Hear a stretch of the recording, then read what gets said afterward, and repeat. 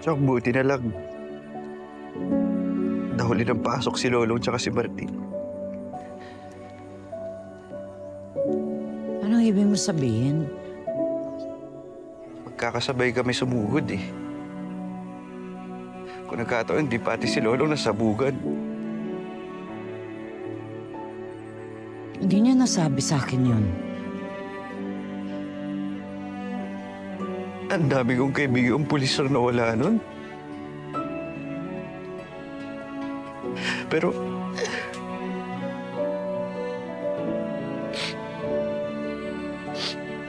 buti na lang may kutob si Lolong. Nakinig siya doon, kung hindi pati siya.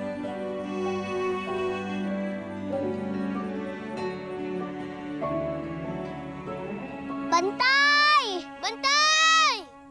Yoho! Nagpakita ka naman, oh!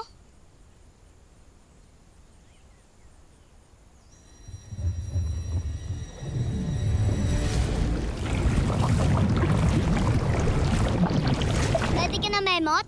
Ready saan? At saka, nasa na yung bantay na tinatawag niyo? Wala naman ako nakikitang aso. Eh, sino ba may sabing aso si Bantay? Umura pa nga dyan. It's a prank! Prank success! Ang punong buhaya?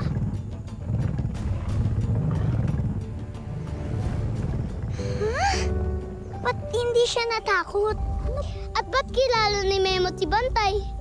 Anong tawag niya? Punong buhaya? Anong akala nyo? Matatakot ako sa punong buhaya? Eh, sanay na ako makakita ng buhaya sa Isla Panginlo at kaibigan namin ang mga buhaya. At ito ang hari nila. Punong buhaya, ang tagal mo hindi nagpakita. Gusto pala yan ni Bantay, yung hinihima siya sa ulo. Tara, imasin natin. Wait lang. Hintayin niyo ako.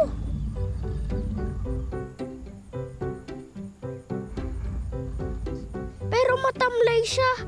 May sakit ba siya?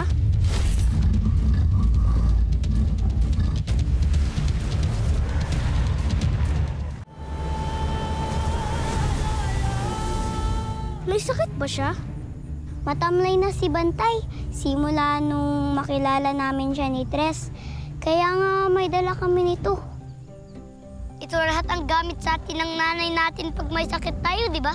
Lagundi, sambong, luya, bawang, at kalamansi.